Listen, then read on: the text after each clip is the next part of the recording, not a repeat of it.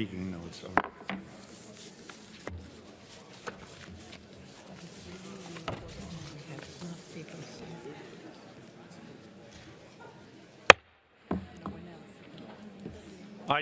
I declare the fourth-part session of the ordinary 2022 session of the Parliamentary Assembly of the Council of Europe open. Madam Secretary General, Deputy Secretary General, Madam Secretary General of the Assembly, ambassadors, members of the Assembly, all those who are following our meeting online or at the public gallery, may I welcome you all at the beginning of this fourth-part session. Please allow me to make some opening remarks before starting our proceedings. I welcome you all in this hemicycle, the same place where 30 years ago, Britain's wise, beloved, and now late Queen Elizabeth praised all the efforts to bring the European family together. Words of wisdom. She referred to Winston Churchill, who was amongst the first to propose to set up a Council of Europe to overcome the horrors of the World War and formed the first assembly in Strasbourg here in 1949. Also in this very hemicycle, it was Mikhail Gorbachev in 1989 who called for a common European house, marking therewith finally the beginning of the end of the Cold War and the brutal divide of our continent. We pay respect to both these heads of state who passed away so recently for their role in bringing Europe together in line with our Statute of the Council of Europe. May I especially welcome the members of the Ukrainian delegation as committed ambassadors of the citizens of Ukraine who suffer day after day from the terrible Russian war of aggression. So far, tens of thousands have been killed or wounded. Millions had to leave their homes and even their country. A massive, respectless destruction is ongoing, and even nuclear threats have now become part of the Russian aggression. Earlier this morning, as you know, the whole of Ukraine woke up under sirens and another series of barbaric Russian strikes on residential areas and civilian infrastructure took place, targeting even the historic center of Kiev, the cities of Zaporizhzhia, Dnipro, Odessa, Lviv, Zhytomyr, and many others. Many missiles were launched against Ukraine, and this unforgivable, indiscriminatory attack is still going on at the moment that we are meeting here. People driving or going to work, accompanying their children to school or kindergartens in the early hours of this morning have been killed, have been injured, and are in despair. This comes in addition to the horrific attacks on the residential buildings in the city of Zaporizhzhia over the weekend that took the lives of more than 50 innocent civilians.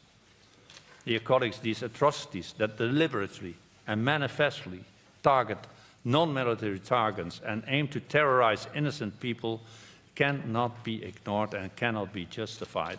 Together with the Secretary General and the Chair of the Committee of Ministers, we will issue in a few minutes a statement in which we make it very clear that this is again a brutal violation of international law for which some people, some authorities will be held accountable.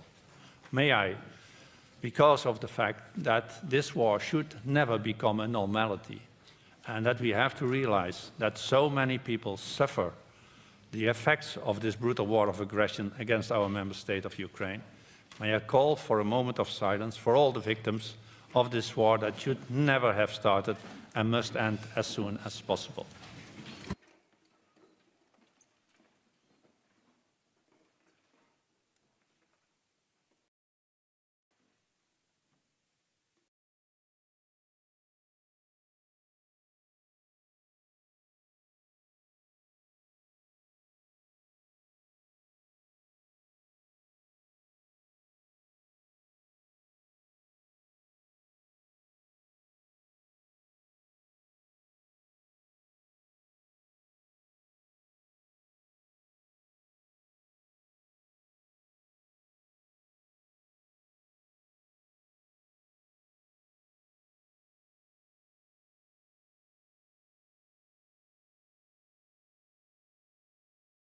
Thank you so much.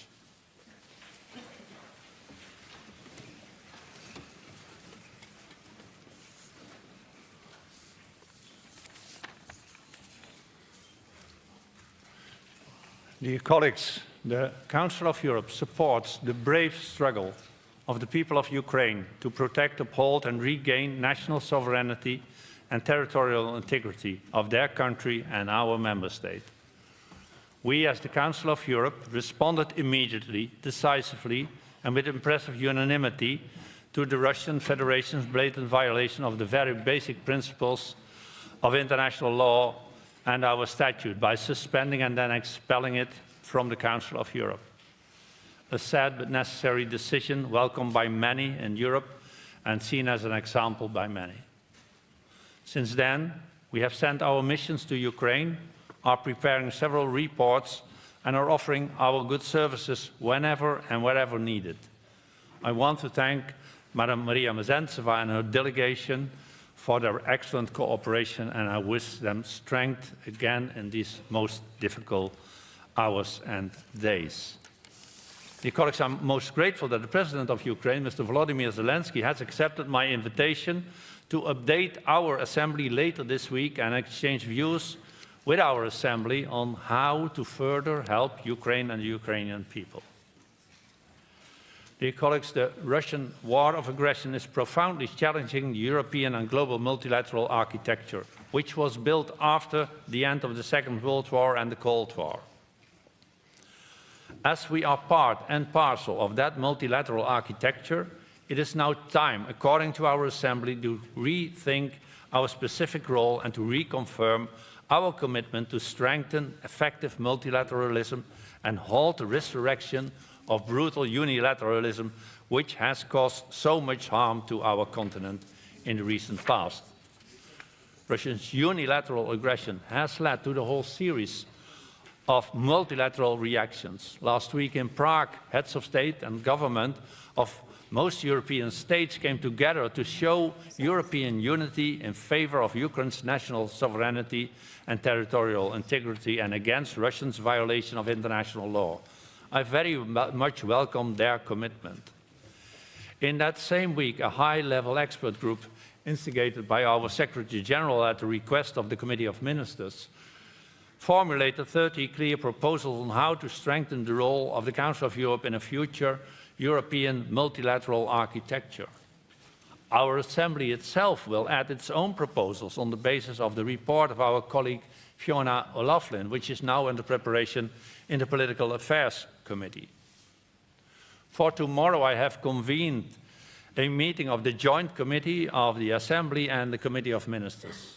There we will discuss the need to convoke at the earliest possible opportunity a fourth summit of heads of state and government of all our 46 member states to decide on the future role of the Council of Europe as Europe's oldest and broadest treaty-based political community in the future multilateral architecture to protect peace and promote prosperity for all European citizens on the basis of the respect for the rule of law, human rights and democracy. May I in this respect quote the words of the chair of our Committee of Ministers, Irish Foreign Affairs Minister Simon Coveney, if not now, when then? And I very much agree with him, and I'm sure that the Secretary General agrees as well.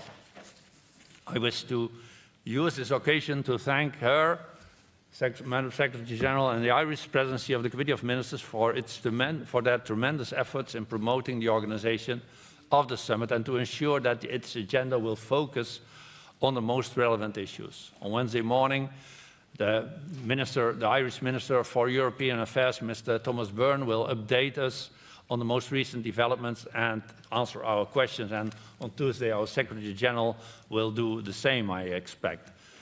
I would like to inform you that we can be most satisfied with the excellent cooperation between the Committee of Ministers and our Assembly. The synergies between the two statutory bodies of the Council of Europe have increased considerably in line with the objectives we defined in the report on the role and mission of the Council of Europe adopted back in 2019 and our report on the strategic priorities for the Council of Europe, which we adopted here last year after we had read the proposals of our Secretary General in this respect.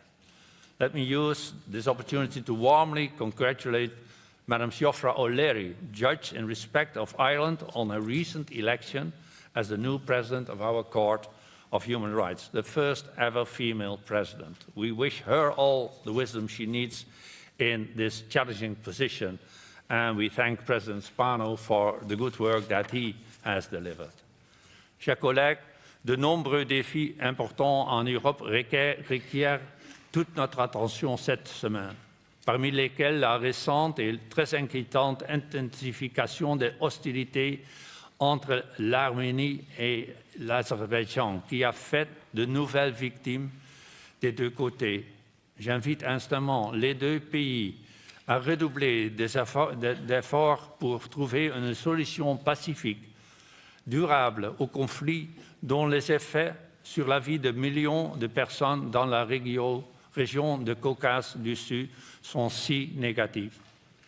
J'appelle les parlementaires arméniens et azerbaïdjanais à utiliser cette assemblée comme une tribune leur offrant la possibilité de discuter des questions les plus difficiles et d'établir un véritable dialogue pour tenter de surmonter les désaccords.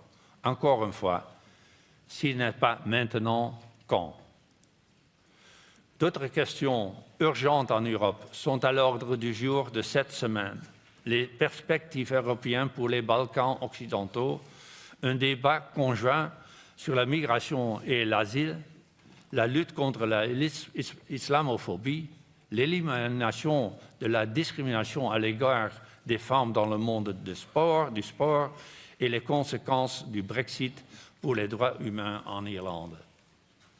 Nous débattrons aussi de rapports importants sur le respect des obligations et des engagements de nos États membres, la Turquie, la Hongrie et la Roumanie. Et nous accueillerons dans cet hémicycle le président de la Confédération suisse, M. Ignacio Cassis, le président d'Irlande, M. Michael Higgins, et le Premier ministre de l'Albanie, M. Edi Rama. J'attends avec intérêt leurs contributions et les échanges qu'ils auront avec nous. Chers collègues, Octobre Rose est consacré à la campagne de sensibilisation au cancer du sein. Nous nous y associerons à travers plusieurs événements cette semaine, au cours desquels vous êtes invités à manifester votre solidarité. Des auditions ont été organisées. Vous trouverez devant l'hémicycle un stand qui distribue des rubans roses et le palais sera illuminé en rose ce soir. Chers collègues, en ce 10 octobre, le monde entier célèbre la journée mondiale contre la peine de mort. Les Nations unies appellent à une abolition mondiale. Au Conseil de l'Europe, cette peine est déjà interdite depuis plus de 20 ans. Résultat impressionnant parmi d'autres de multilatéralisme efficace en faveur de la paix et du progrès. Nous soutenons naturellement l'appel lancé par la Nation unie. Chers collègues, cette session est la première pour un grand nombre d'entre vous, auxquels je souhaite chaleureusement la bienvenue.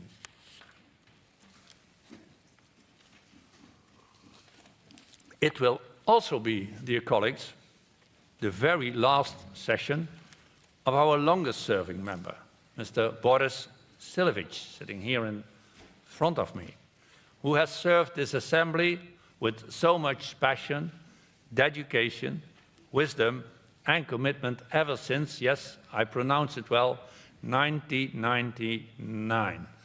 That is a century ago, dear Boris. Dear Boris, it has been a true pleasure and a great honor to work with you for so long. It will be difficult to imagine this hemicycle and this assembly without you. But as an honorary member, you probably will get that title, I can tell you, you will always be welcome in our home of democracy. Normally, we just say goodbye, but for our longest standing member, I think I have to give you flowers, and thank you so much, Boris, for all the good work done.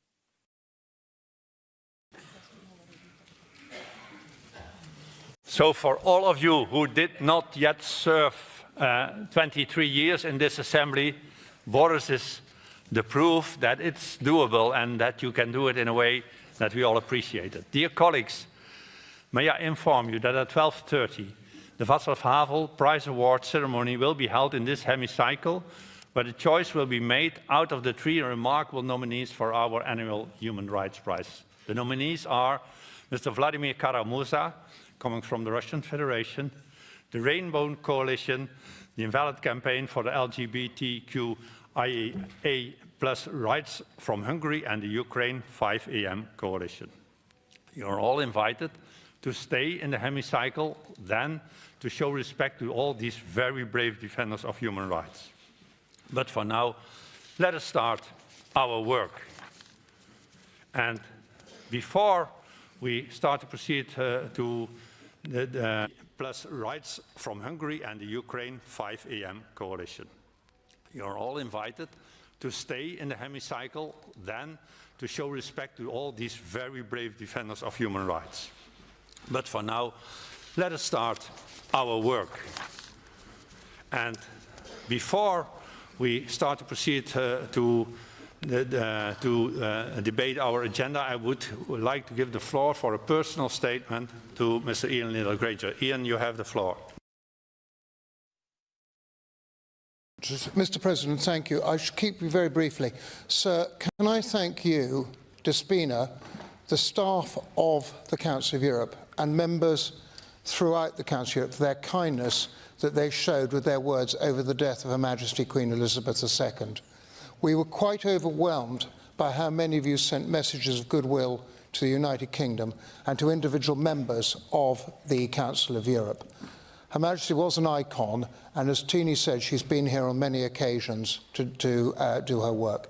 But I just wanted to thank you and your countries for your kindness over what was a little difficult period for the United Kingdom, and we're all very grateful for your thoughts, your best wishes, and to you, Mr. President, for your thoughts and wishes as well. Thank you very much, sir. Thank you very much, Mr. Littlegranger, for this personal statement, and also thanks to all our colleagues who did send their condolences to someone who was even longer reigning than Boris Silovich was serving this assembly. That is also possible. First item on the agenda is the examination of credentials of new members. The names of the representatives and substitutes are in document 15627. If no credentials are challenged, the credentials will be ratified. Is there any challenge? I do not see so. The credentials are ratified, and I'll welcome our new colleagues. There's a lot of work to do, so be aware, and if you want to stay here for 23 years, you have to become relevant, and again, that is possible and doable. We now come to the election of a vice president in respect of France. The candidate from the French delegation is Monsieur Bertrand Bouilly. If there is no request for a vote, Monsieur Bouilly will be declared elected. I do not see any request for a vote, so Mr. Bouilly is elected as the Vice President of the Assembly, and I congratulate him on his election. Our next business is to consider the changes proposed in the membership of committees. These are set out in documents Commissions 2022-07 and Addendum. Are the proposed changes in the membership of the Assembly committees agreed to? They are.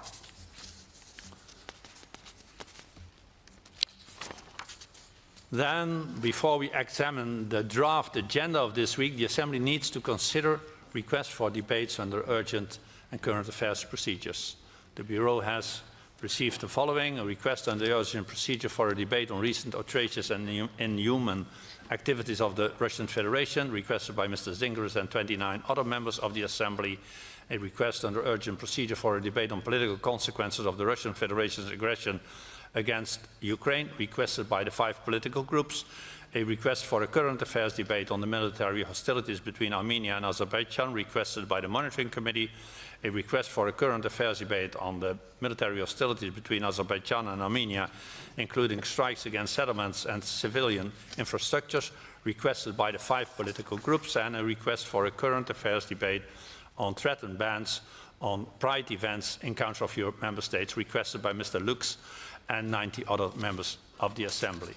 Dear colleagues, at its meeting this morning, the Bureau took note of the request for urgent debate and current affairs debate and agreed to support the debates on a debate under urgent procedure on political consequences of the Russian Federation aggression against Ukraine, on the report being prepared in the Political Affairs Committee by Mr. Zingers, which will cover all relevant issues, including this morning's attacks. B, a current affairs debate on military hostilities between Azerbaijan and Armenia, including strikes against settlements and civilian infrastructures. And C, a current affairs debate on threatened bans on pride events in the Council of Europe member states. We will start by considering the request for the urgent debate. Does the Assembly agree with the Bureau's recommendation to hold an urgent debate on political consequences on the Russian Federation aggression against Ukraine during this part session? I do not see an objection, so we do it that way. We will now consider the request for current affairs debate. Does the Assembly agree to the Bureau's recommendation to hold current affairs debates on military hostilities between Azerbaijan and Armenia, including strikes against settlements and civilian infrastructures, and on threatened bans on pride events in the Council of Europe member states during this part session? I do not see objections, so the Bureau's recommendation is accepted and these requests for current affairs debates are therefore approved. The Bureau proposes that the lead speaker for the current affairs debate on military hostilities between Azerbaijan and Armenia, including strikes against settlements and civilian infrastructures, will be Mr. Paul Gavin. And for the debate on threatened bans on pride events in the Council of Europe member states will be Mr. Max Lux. I do not see any objection. Then we will now, let's see, I have to look carefully in my file. Which page, Valerie? 17. I'm now on page 17. Once in a while I invent something myself, but the rest is well prepared by our staff. The next item on our business of the agenda for the 4th part session is the adoption of the agenda. The draft agenda submitted for the Assembly's approval was brought up to date this morning by the Bureau.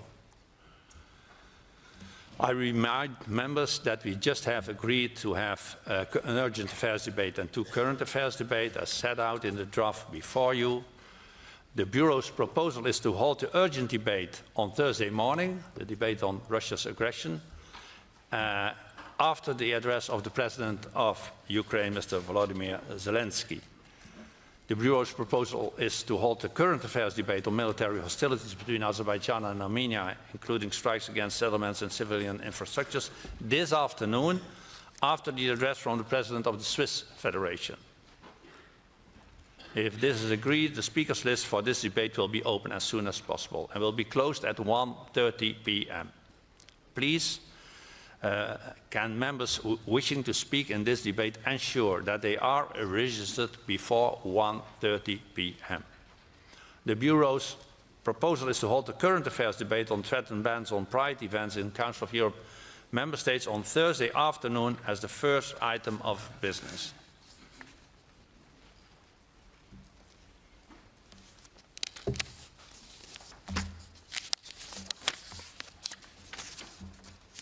Then I think we have dealt with the agenda, if there are no objections. So the next item on the agenda is the debate on the progress report of the Bureau and the Standing Committee. You'll find in document 15626 and addendum. The debate must conclude at 12:30 p.m. I will therefore interrupt the list of speakers at around 12:20. I remind members that speaking time is 3 minutes. In the debate, I call Mr. Frank Schwabe to present the progress report on behalf of Madam Céline Seyeg-Beuke, the rapporteur. Frank, you have 7 minutes. You have the floor. Hopefully, yes.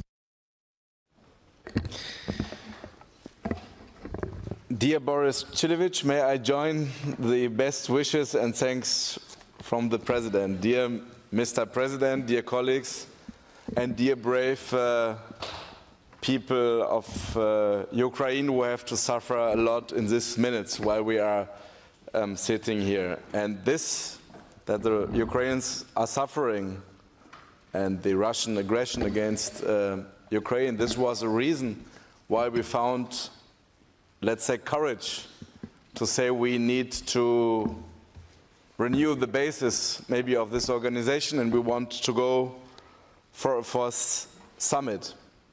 And we are preparing this for summit. The both statutory organs of the organization, the Committee of Ministers and the Parliamentary Assembly. The Secretary General set up a high-level reflection group on this first summit, and we organized a dialogue between both organs on this subject. The President mentioned that we will meet tomorrow and to discuss it. So, on the 24th of June, the Bureau decided to set up an ad hoc committee to contribute to the report of this fourth summit as a renewed, improved and reinforced Council of Europe, being prepared by the Committee on Political Affairs and Democracy.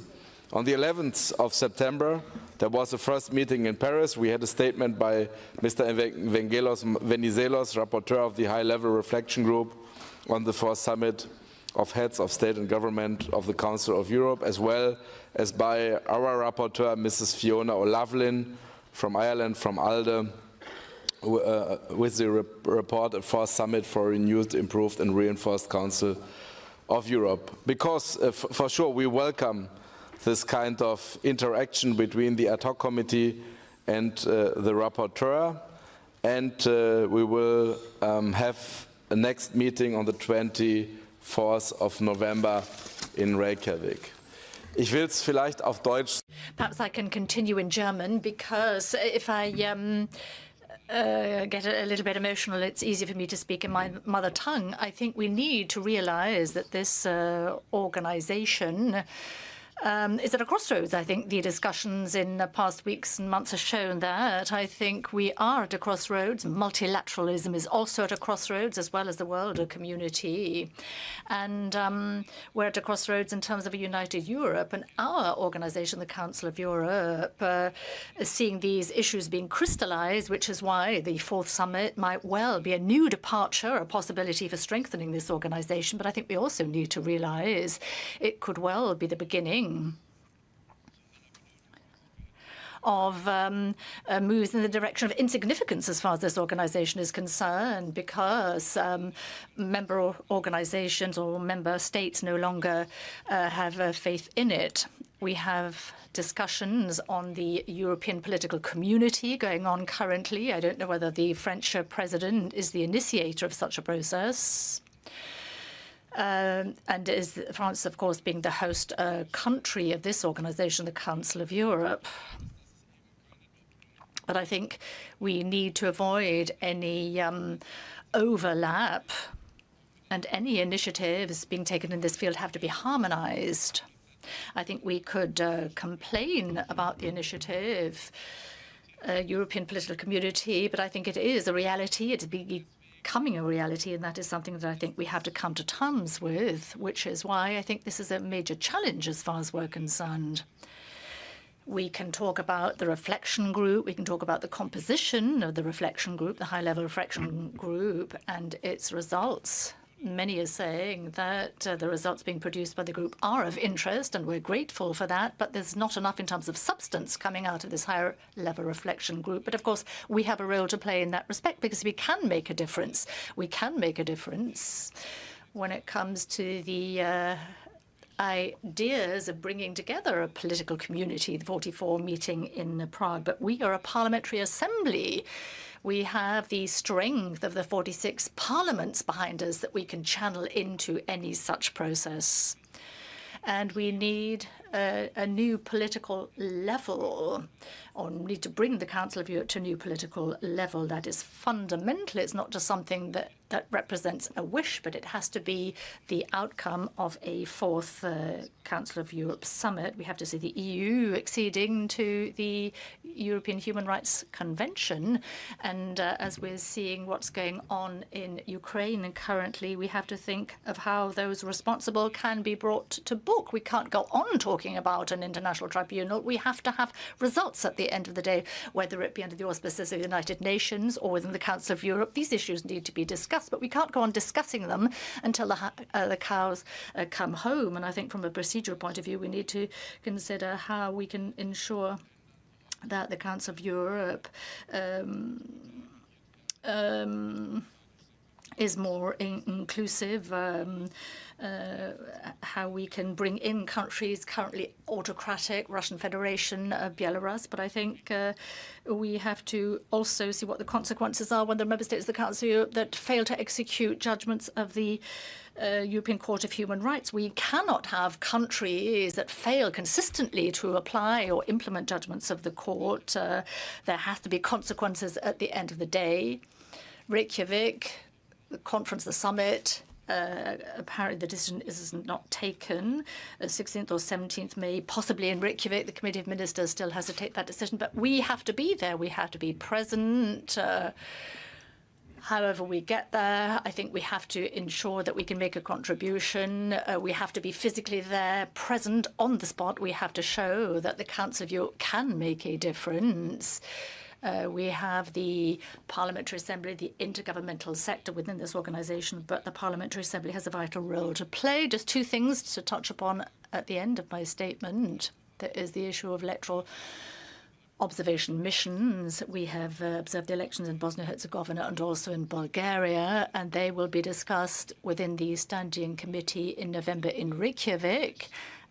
I welcome this very much, and it was a unanimous decision at the end in the Bureau, is that all those who are here in the Assembly, who have the right to sit, should have the right to speak.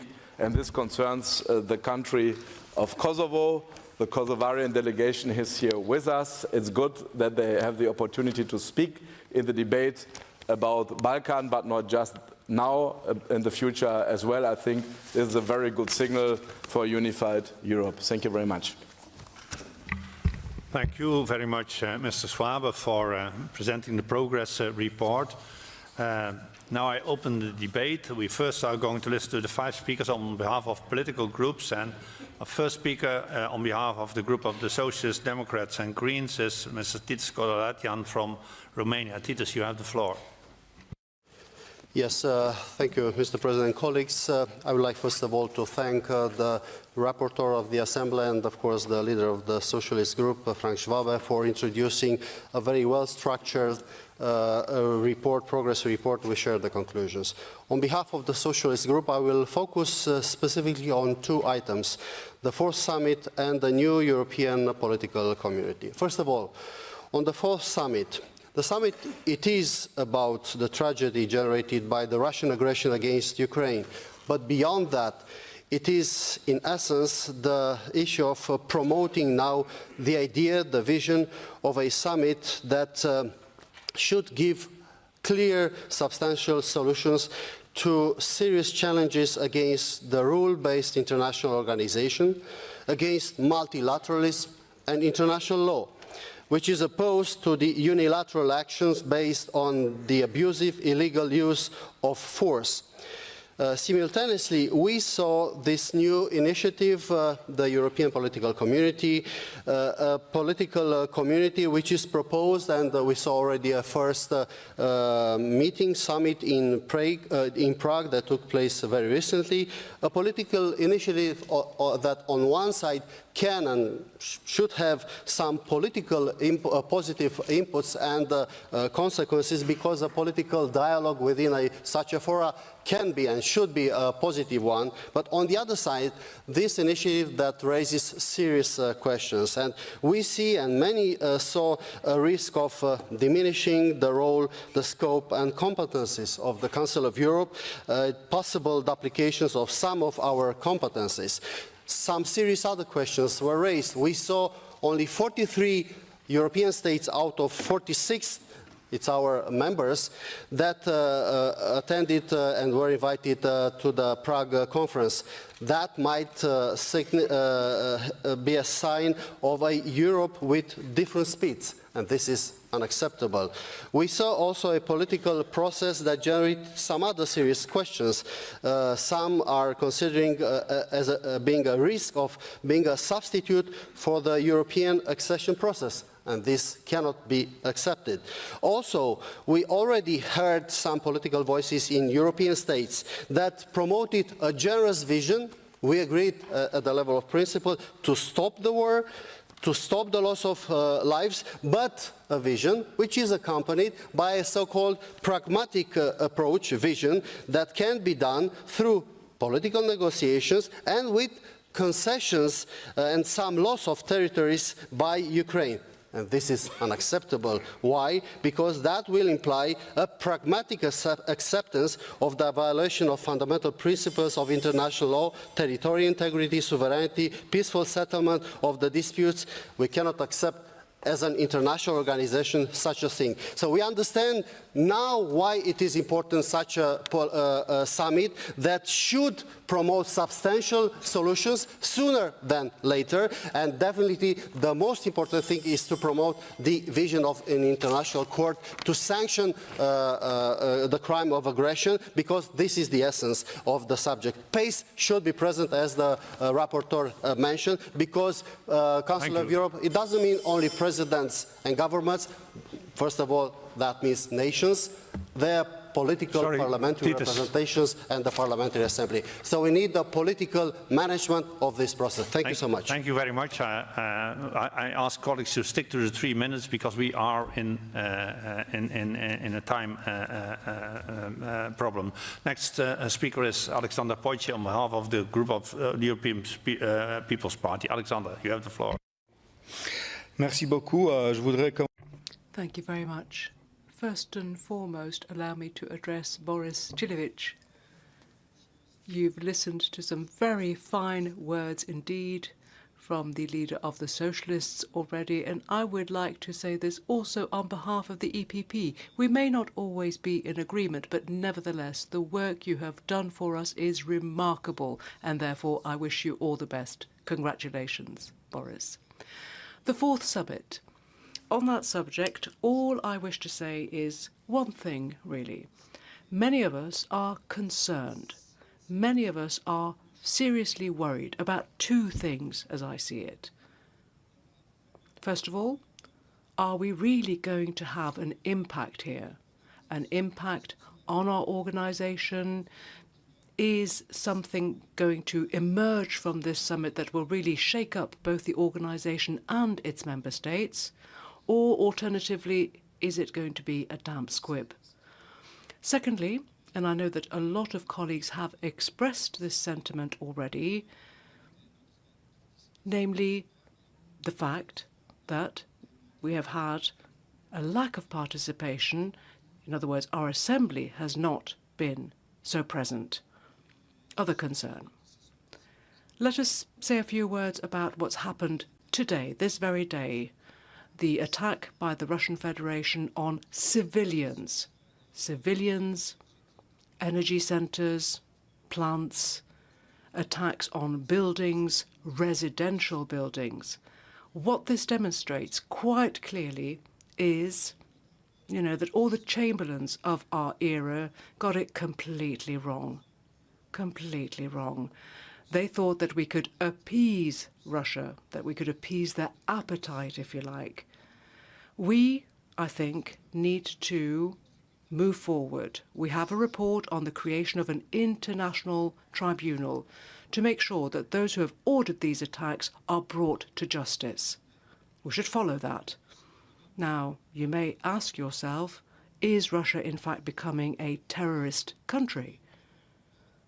At the same time, of course, there's something else we must not lose sight of, namely the threats that are currently hovering over the Caucasus. There are two nations that are rising up against each other. We need to send out a strong message in that regard.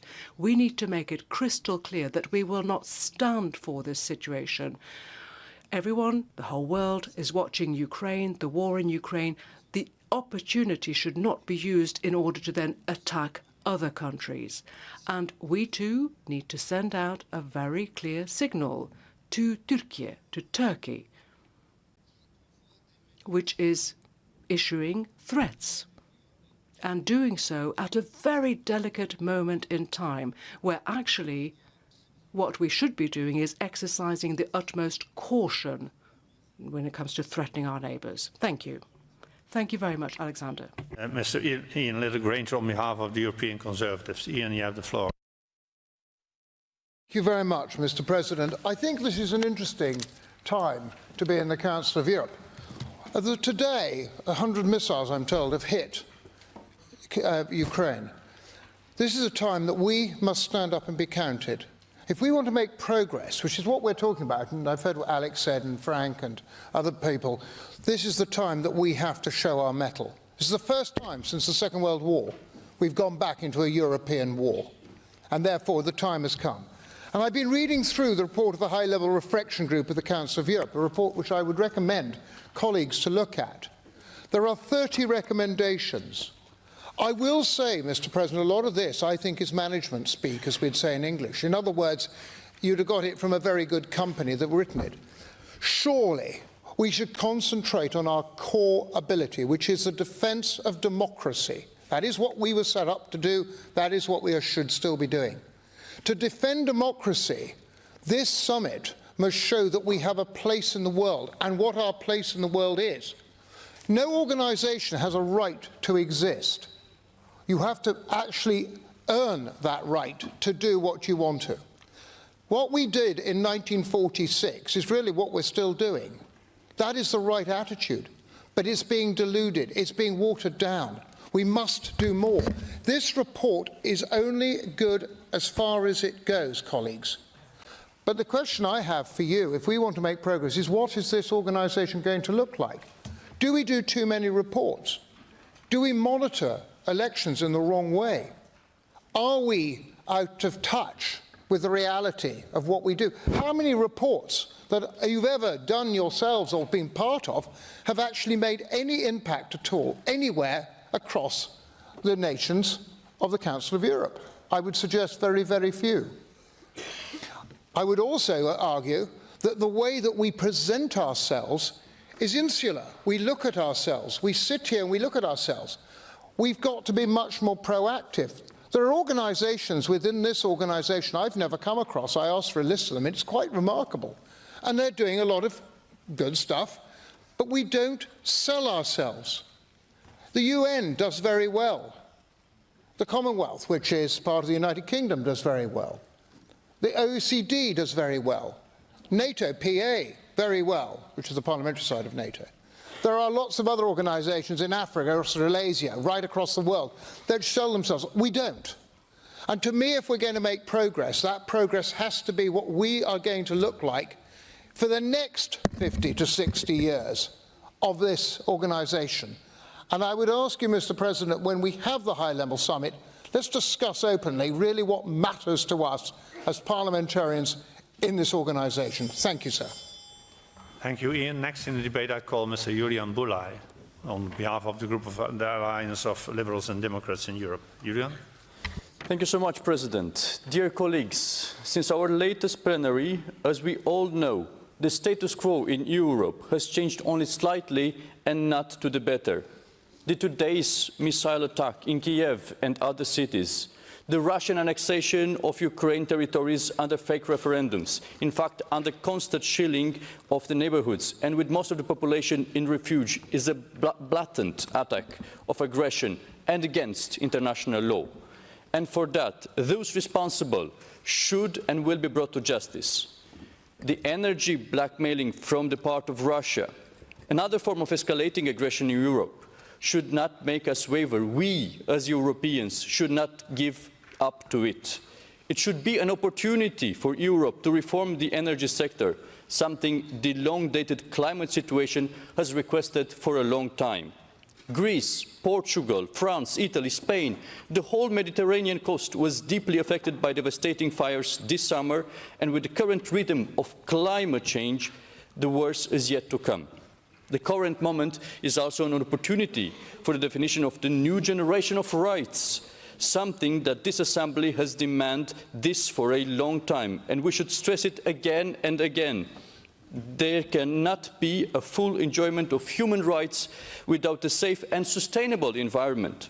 Almost exactly 1 year ago, we voted unanimously to support the recognition of the right to live in a healthy environment as a human right. This is even more stringent today.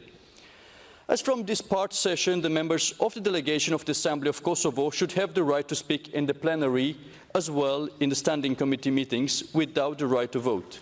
Your voice, I'm sure, will enrich our debates, dear colleagues from Kosovo. Mirseven. The recent events in the South Caucasus remind us of the need to work together in order to achieve peace through dialogue and negotiations, not through the force of arms. And peace should be the immediate aim of the South Caucasus through sitting at the same table and with the help of us all, the international community. The Iranian case shows us that great changes for more rights, more freedom, and more democracy can be done by the most fragile of us, and that people are ready to risk their lives for these not ideals, but realities. So let me now salute the 2 new ratifications of the Istanbul Convention from east to west after the Republic of Moldova at the beginning of 2022. Ukraine and the United Kingdom joined this year the larger and greater community pledging to safeguard the well-being of humans. Congratulations to both Ukraine and the United Kingdom. Thank you. Thank you, Julian. And now the last speaker in the debate will be Mr. André Hunke on behalf of the Unified European Left. André, you have the floor. Herr Präsident. President, I'd also like to touch on 3 issues, if I may. Earlier this morning, we paid tribute to the victims of the recent attacks on Kiev and other Ukrainian cities. And I think we are seeing further escalation of the war. And I think it is right that we pay tribute to the victims, and I think it is right that we condemn the Russian aggression against Ukraine. I think it is right that we have done that today, but I think it is also right that we channel our energies into how we can get out of this further escalation. There is an open debate going on currently as to the possible use of nuclear weapons as a result of the Russian threat. So we cannot afford further escalation of the war.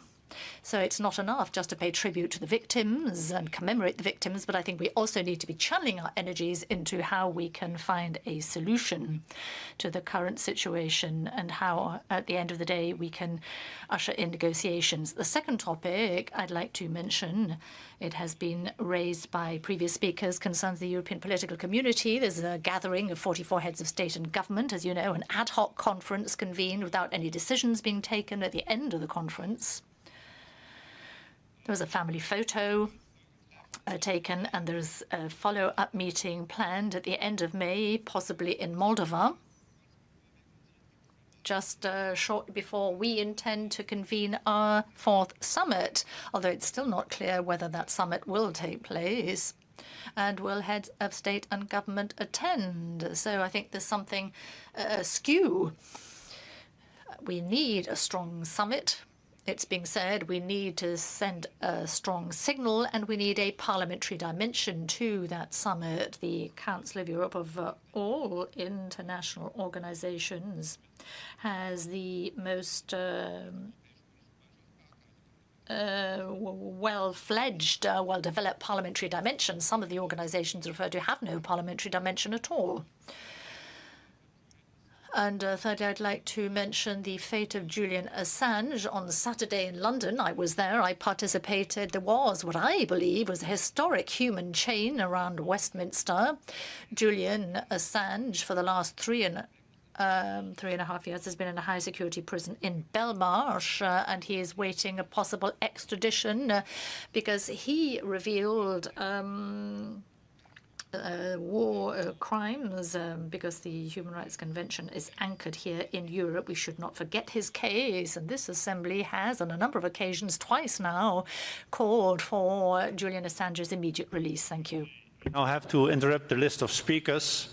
The speeches of the members on the speakers list who have been present during the debate but have not been able to speak may be given to the table office for publication in the official report. I remind colleagues that the texts are to be submitted in typescript electronically if possible, no later than 4 hours after the list of speakers is interrupted.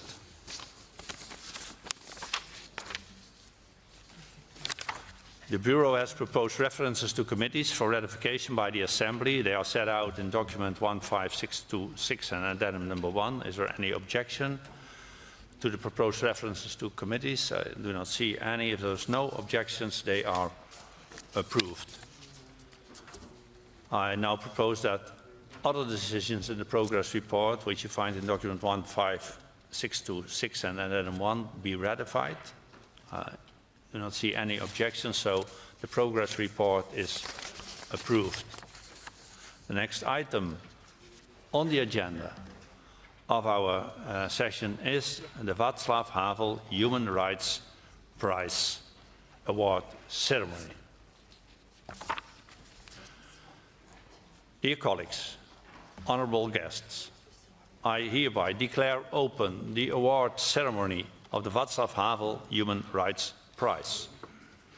A warm welcome to this, the 10th edition of an award ceremony of the Václav Havel Human Rights Prize, and a special thank to our partners for their cooperation, the Czech government, the Václav Havel Library, and the Carta 77 Foundation, the members of the selection panel whose commitment and dedication are fundamental to uphold the work, legacy and values embodied by Mr. Havel. I wish to use this occasion to mention that our partners will organize on the 12th of October in Prague a traditional conference associated with this prize.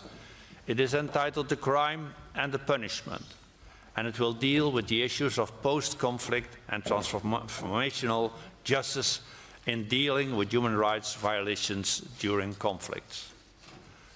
Dear colleagues, I'm particularly honored to welcome at this 10th ceremony of the Václav Havel Human Rights Prize former presidents of this Assembly, Mr. René van der Linden, Mr. Jean-Claude Mignon, Madame Ambra Seur, Mr. Michele Nicoletti, Madame Liliane Maury-Pasquier, and Mr. Rick Daams. As I mentioned, this is the 10th edition of the Václav Havel Prize. Our prize is widely recognized as an important and prestigious award given to truly outstanding people and organizations who dedicate their lives to defending human rights, our core business. On the 10th anniversary of our prize, it should be mentioned that the very first winner of the Václav Havel Prize, Mr. Ales Bialyatsky, was last week awarded with the Nobel Peace Prize together with the memorial in Russia and the Center for Civil Liberties in Ukraine. I would like to offer our sincere congratulations to these three winners and use this opportunity to again urgently call on the authorities of Belarus to release Ales Bialiatski from prison, to release him immediately.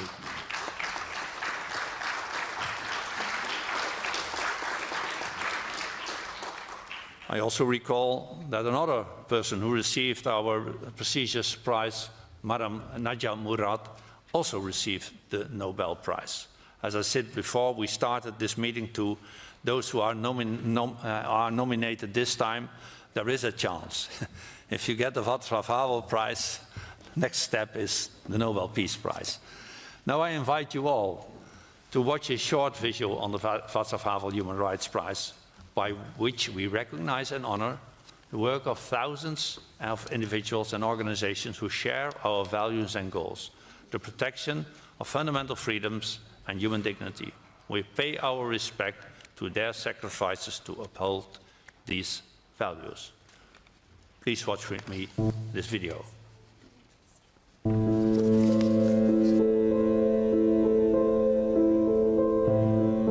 10th of May 1990. The President of the Czech and Slovak Federal Republic entered the Assembly Chamber of the Council of Europe. It was an emotional parliamentary assembly that welcomed the former political dissident, the figurehead of the Velvet Revolution, who in 1989 brought an end to the communist regime. In his welcoming address, the Assembly President paid tribute to the courage of one of the key figures of the opposition in the Czechoslovak Socialist Republic. And you, Mr. President, are a symbol of the victory of freedom over totalitarianism. In his speech, the philosopher-president, an atypical politician, spoke of his years of opposition when dreams took the place of hope. Everything seems to point to the fact that we should not be afraid of dreaming of what seems impossible if we want something impossible to become a fact and a reality. Without dreaming of a better Europe, we shall never be able to build it. Following the invasion of Czechoslovakia in 1968, which marked the end of the liberalization process of the Prague Spring, Václav Havel remained faithful to his convictions. As chairperson of the Circle of Independent Writers, his commitment led to the banning of his plays. The international community quickly became aware of this dissident. In 1977, Václav Havel co-founded Charter 77, an organization defending human rights in Czechoslovakia. Because of his activities, he was imprisoned on 3 occasions for almost 5 years. In 1989, the crowd spontaneously placed Václav Havel at the head of the Civic Forum, an association uniting opposition movements. He became a key figure in the Velvet Revolution. Almost a quarter of a century later, in March 2013, the prize was launched in Prague to honor what Václav Havel was and what he did. Since then, the prize is awarded each year by the Council of Europe Parliamentary Assembly in partnership with the Václav Havel Library and the Charter 77 Foundation to reward outstanding civil society action in the defense of human rights. For the 10th edition of the prize, the 3 candidates shortlisted are Vladimir Kara-Murza, Russian Federation. The nominee is a Russian politician, author and historian. He is one of the opposition leaders and co-founder of the Russian Anti-War Committee, established to oppose Vladimir Putin's invasion of Ukraine. Mr. Kara-Murza was arrested in April 2022 and faces up to 10 years imprisonment. Rainbow Coalition Invalid Campaign for LGBTQIA+ rights, Hungary. The nominee is a coalition of human rights organizations, LGBTQIA+ rights groups, and other civic movements. The Rainbow Coalition has been campaigning and mobilizing support for the defense of LGBTQIA+ rights in Hungary. 5 AM Coalition, Ukraine. The nominee is a coalition of Ukrainian human rights organizations whose aim is to uncover, document, collect and preserve evidence while raising awareness of alleged war crimes and crimes against humanity committed in Ukraine during the ongoing war of aggression by the Russian Federation. In 1990, Mr. Havel spoke in Strasbourg of the immense strength embodied by the ideals of the Council of Europe. Referring to the organization's emblem, he said that for him, the 12 stars did not express the idea that the Council of Europe would succeed in building a heaven on earth, as there never would be a heaven on earth. But, in my opinion, these 12 stars are a reminder that the world can become a better place if we have the courage to raise our eyes to the stars. The Václav Havel Human Rights Prize pays tribute to this distinguished European. And it also pays tribute to all those who, through their determined and tireless work, bring us closer to the ideal of a better world.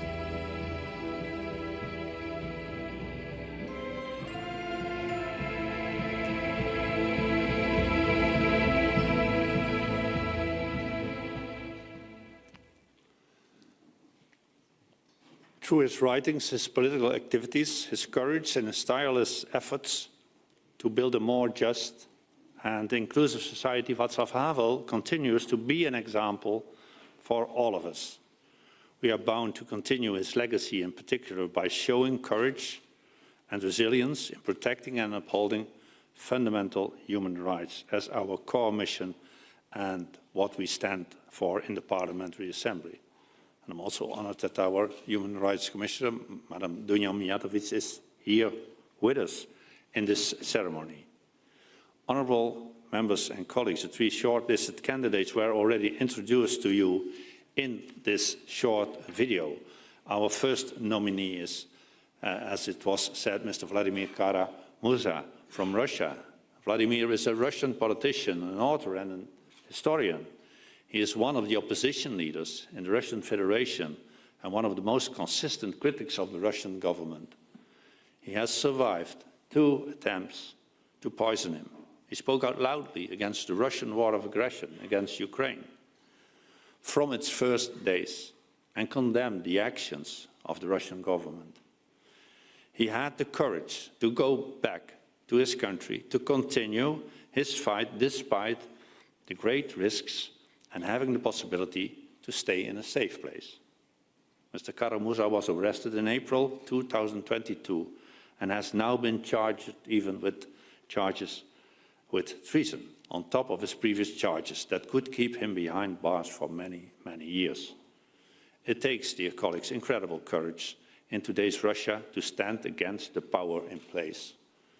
Today, Mr. Vladimir Kara-Murza is showing this courage from his prison cell. Today he is represented here by his wife, Yevgenia. Yevgenia, thank you wholehearted, also for your personal commitment and courage as well. Dear colleagues, the second nominee is the Rainbow Coalition from Hungary. The Rainbow Coalition is, as it was said in the video, a coalition, a broad coalition of human rights organizations, LGBTQIA+, right groups, and other civic movements. The Rainbow Coalition has been campaigning and mobilizing support for the most needed defense of LGBTQIA+ rights in Hungary. We all know that this is a controversial topic in certain Council of Europe member states, and it requires much courage, also personal courage, to stand up against social stereotypes and hostilities too often allowed or even endorsed by the representatives of power. The work of the Rainbow Coalition might not be the most mediatized across Europe, but that does not reduce at all its importance in any way, as it is standing up for the rights of millions of our citizens. It even increases the respect for the courage shown. Our Assembly takes a clear stance, leading stance in promoting and defending gender equality as a fundamental human right. To have the Rainbow Coalition amongst the shortlisted candidates is a renewed expression of our stance. Today, the Rainbow Coalition is represented here in this hemicycle by Madam Luka Duric, Executive Board Member of the Hatter Society, and Mr. David Vick, the Director of Amnesty International in Hungary. You are most welcome here.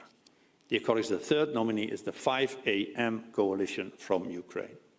The 5 a.m. coalition is a broad coalition of brave Ukrainian human rights organizations whose aim is to uncover, document, collect, and preserve evidence while raising awareness of alleged war crimes, crimes against humanity, and other crimes committed in Ukraine during the ongoing war of aggression by the Russian Federation.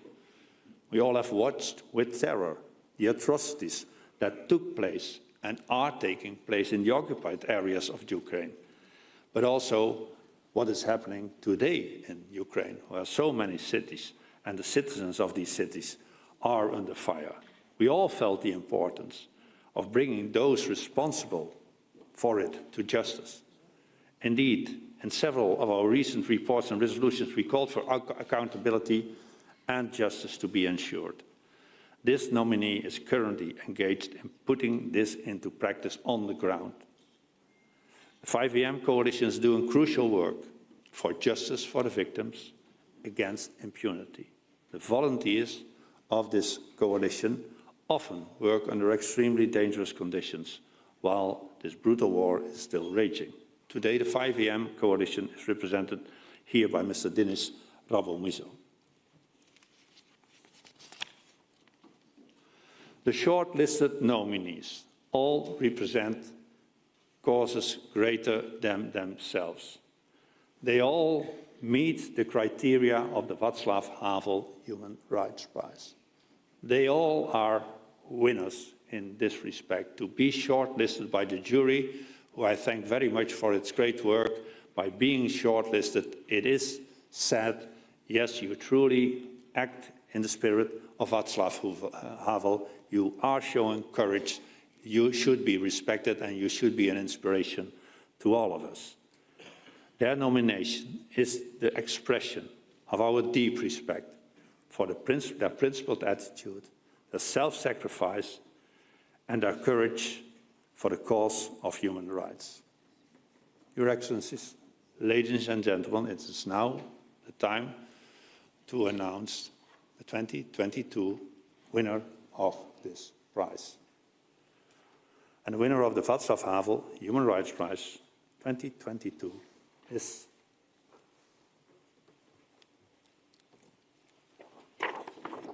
Mr. Vladimir Kara-Murza.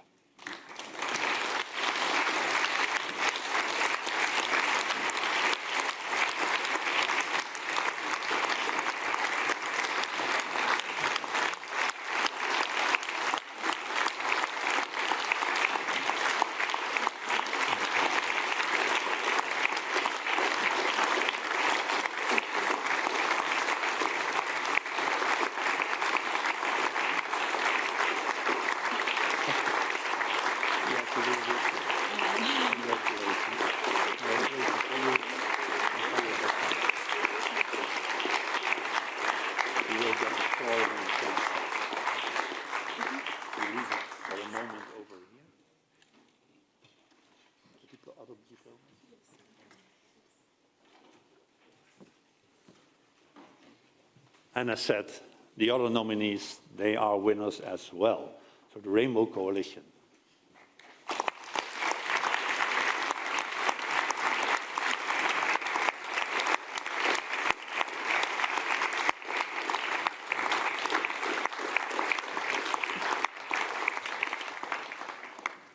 And the third nominee, also a winner of this Václav Havel Prize ceremony, is the 5 a.m. coalition from Ukraine. Again, congratulations.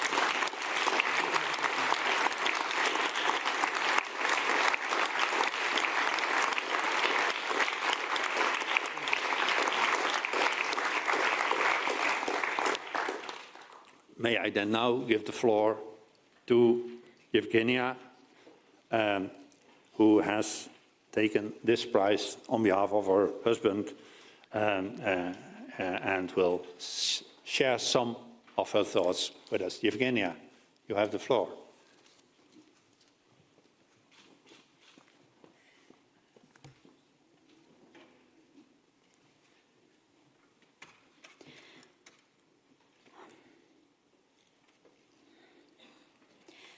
I'm deeply humbled and honored to be addressing you all today on behalf of my husband, Vladimir Kara-Murza. I'm standing here today because almost 20 years ago, I married a man of integrity, a man whose honesty, whose sense of duty and honor are truly inspiring, although at times quite trying for those who love him and care for him. With a recent charge of high treason that can send Vladimir to a strict regime prison for up to 24 years, the current Russian authorities, without, I'm sure, intending to do so, have painted a portrait of a true Russian patriot, a so-called foreign agent who denounces the war and calls for sanctions against murderers and thieves. Vladimir Putin's government sees such people as traitors. Well, I couldn't be prouder of my partner, my best friend, the father of my children. I would so much love for Vladimir to be able to address you all in person today.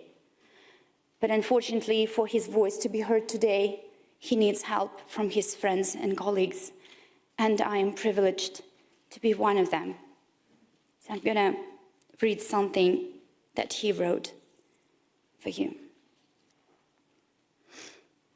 President Cox, Ambassador Zantovsky, members of the Assembly, Your Excellencies, dear friends, I want to thank the Parliamentary Assembly of the Council of Europe, the government of the Czech Republic, the Václav Havel Library, and the Hartia 77 Foundation for the incredible honor of receiving the 2022 Václav Havel Human Rights Prize. It appears to have become a tradition of this award that most of its recipients have missed the ceremony because they have been under arrest. But then again, Václav Havel was a political prisoner himself, for the last time just months before he would become president of Czechoslovakia. Havel once said that if the main pillar of the system is living a lie, then the fundamental threat to it is living the truth. This is why it must be suppressed more severely than anything else. The reality of Vladimir Putin's regime in Russia bears out these words to the full. With the start of his brutal invasion of Ukraine, Putin also launched another war, a war on truth in our country. Since February, Russia's remaining independent media outlets have been silenced. The authorities have imposed near-total censorship of the internet and social media, while new hastily passed laws have criminalized public opposition to the war with up to 15 years of imprisonment. Just as in communist Czechoslovakia that imprisoned Havel, just as in the Soviet Union that, even if its most quote-unquote liberal periods imprisoned thousands of dissidents, in today's Russia, Vladimir Putin speaking the truth is considered a crime against the state. Yet, despite the arrests and the threats and the tidal wave of oppression, thousands of Russians have voiced their opposition to the war on Ukraine. According to human rights groups, some 19,000 people were detained by police at anti-war protests since February. Nearly 4,000 faced administrative charges for speaking out against the war. Dozens, including me, are now imprisoned for it. Journalists, lawyers, teachers, priests, artists, politicians, military officers, people of different backgrounds and different vocations who could not stay silent in the face of this atrocity, even at the cost of personal freedom. I want to dedicate this prize to all of them. And the monetary part of the prize will go toward creating a special fund to support the families of Russian political prisoners. Families that now have to live without their spouses, their parents, or their children because their loved ones have refused to be complicit in the evil perpetrated by their government. In August 1968, Soviet tanks invaded Czechoslovakia to crush the Prague Spring. 7 people came out on Red Square in Moscow in a silent demonstration of protest. They weren't there even 5 minutes. They were beaten, arrested, and herded away almost immediately. But after that, after what they did, no one could say that there was nationwide approval in the Soviet Union for the invasion of Czechoslovakia. As a Prague newspaper wrote, there are now at least 7 reasons for which we will never be able to hate the Russian people. Today, Ukraine and the free world have thousands of reasons. I am sorry that I'm not able to join you in person today, but I look forward to being back here in Strasbourg when a peaceful, democratic, and Putin-free Russia returns to this assembly and to this council, and when we can finally start building that whole, free, and peaceful Europe we all want to see. Even today, in the darkest of hours, I firmly believe that time will come. Thank you very much.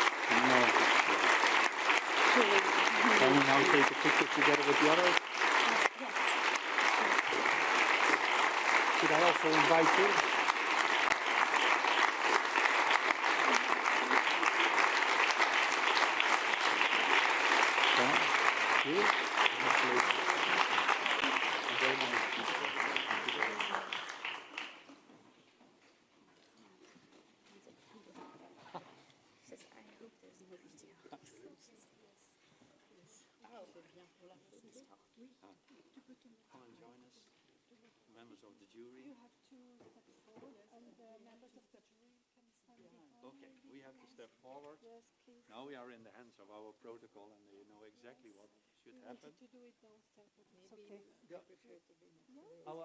Our members of the jury. Nils, come. Nils, come. They are responsible for you being nominated. Simon, come. Peut-être organisé? Oui? Comme ça? I think this disturbs the picture. Okay, we look to the photographer.